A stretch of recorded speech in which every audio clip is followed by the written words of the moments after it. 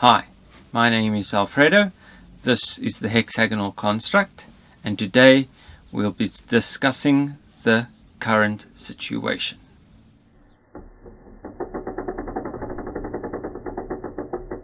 This is basically to say how I'm seeing the world and what's potentially a problem with it, and how my plan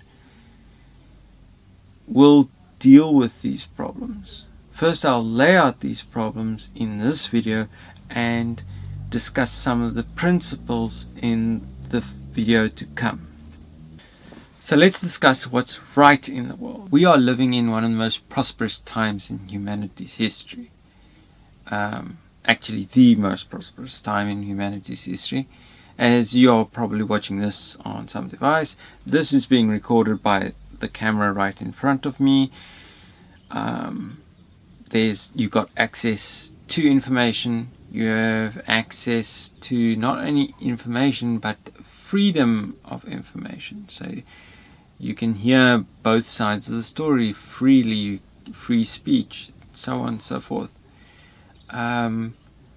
Scientific methods, determining what is actually real, something that's very, very important. You have then you have things like you have probably got access to services such as medicine or policing services, or just like getting your water down your tap. It's a service that the vast majority of mankind didn't have. And this, yes, at the moment there are people who have fallen through the cracks and don't have some of the things I've just mentioned. But that's one of the things I want to tackle with my plan.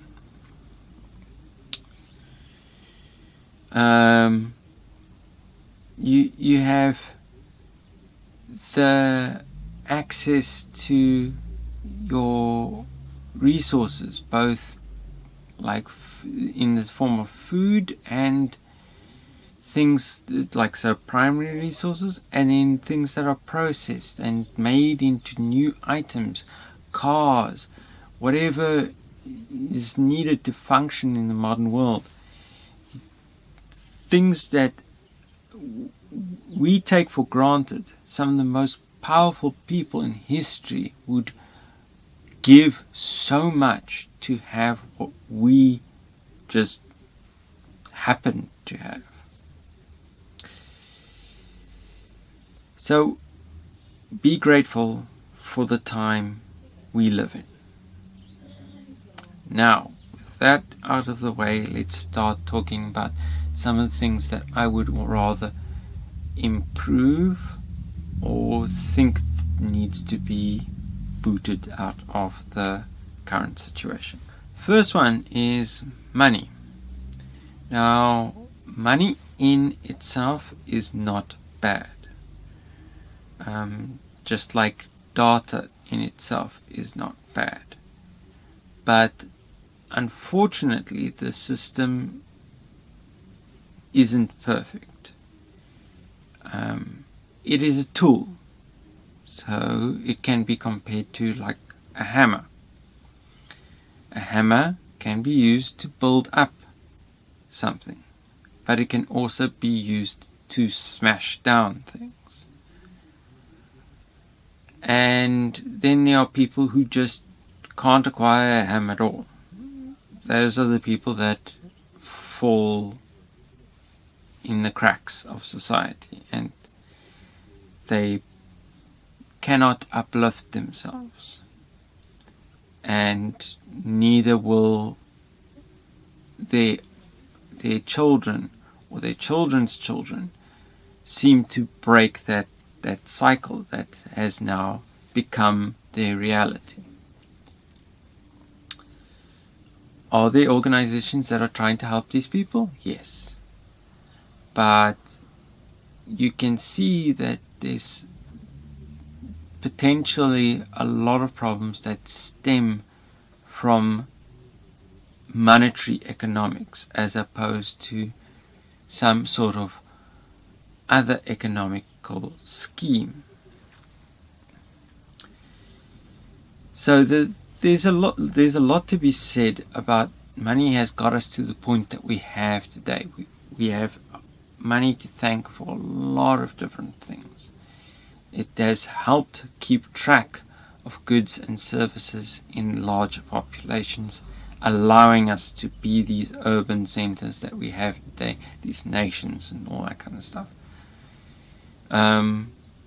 Has it fueled certain divides and made things bigger than they should be and crush certain people? Yes. But that's why I want that out, and something, either money 2.0 or some sort of resource economy put in place. Actually, I would opt for something which would have a machine calculate and get real-time data and distribute that real-time data to people. And that would be the economy, something working out how the system should run. Because money has got its faults, but it's not, as I said, inherently bad. So we need to really rethink the system to make sure that everyone is provided for.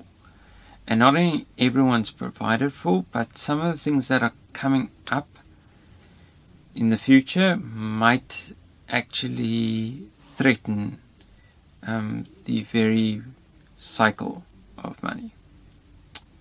I'll get more to that later on. Then we can talk about the mismanagement of resources. Now, that has to do a lot with money, how it is at the moment. So, resources can often be dug up, put into the product, or the product is made, and then instead of recycling it, it is dumped, because it's far easier for the corporation or whatever else to worry about profit margins and just paying a fine, as opposed to implementing a system where recycling is the norm. Now, again, there are exceptions to the rule, but generally speaking, there are a lot of dump sites out there where there is no incentive to recycle, and this is concerning because the environment or a local population is taking the brunt of this dumping. Now, that could be landfill dumping type practices, or it could be like mine wastewater or some sort of industrial dumping. And then you got everything from that to just the ordinary man on the street not caring where his garbage goes, lands in the ocean, becomes part of a gyre where there's a whole bunch of plastic. All very concerning stuff. These resources could be used better, or could be planned for better, if it was just a little bit more involved. But instead of doing that, we've got the mess that we have now, where it's potentially, we've got the not only the litter to worry about, but now climate change is happening before our eyes, and this is a big deal. Not only climate change, but things like fish stocks and other natural resources being totally plundered. It's not existent anymore, or it will never recover to its state that it was naturally. And this needs to be addressed. Governments and corporations are not doing enough at the moment to actually conserve this. There needs to be more done. So I'm hoping that by building an efficient city where all the resources and stuff are either in a cycle or checked as to where it ends up, the level of impact is lessened and mankind lives better off and the environment gets better. The next point I want to make is on the future, because you can see how mismanagement of resources and how if it doesn't make a profit, it can end up that a lot of people, a lot of countries just simply fall through the cracks. They're not even considered. So they don't have the education, they don't have the money, they don't have the resources, they're living next to the dump. Everything is just wrong for them. And there needs to be a system in place to make sure that these people are better off. And not only them, but the rest of the world. How do we get the rest of the world to both be comfortable with their living conditions, but lessen the impact that they have on the world at large? And I'm hoping that my idea does this. Because the future, looking at it from how the current situation is dealing with it, looks bleak to me. Now, this is my opinion, but also based off of things that I've read, statistics that are coming up and stuff like that. So climate change is going to be real for a lot of people.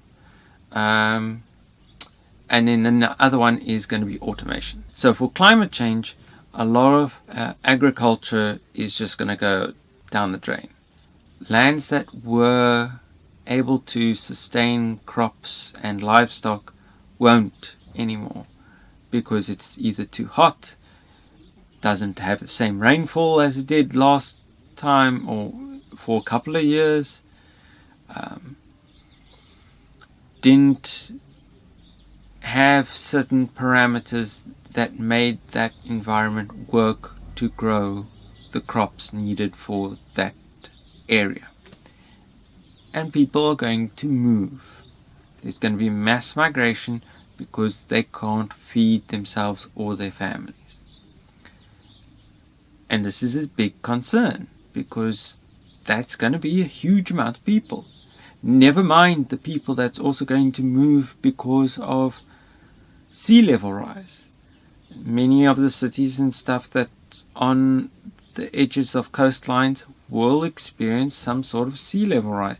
And if the city or the country is not able to deal with that problem, those people are also going to move.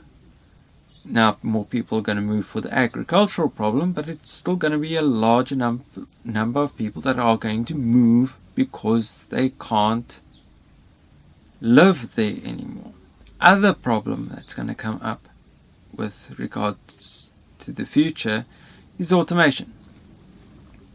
Now, whether you are talking about automation in a mechanics situation, a fabrication plant like a assembly line, or if you work on Wall Street, there seems to be an automation system coming near you, and a lot of it has to do with how there's general machines, thinking machines, and general robotics coming about. And then you got things like self-driving cars and all these other things. Automation just needs to be better than the human. Doesn't need to be perfect, just needs to be better. So this will break the monetary economic system we have at the moment, where you have got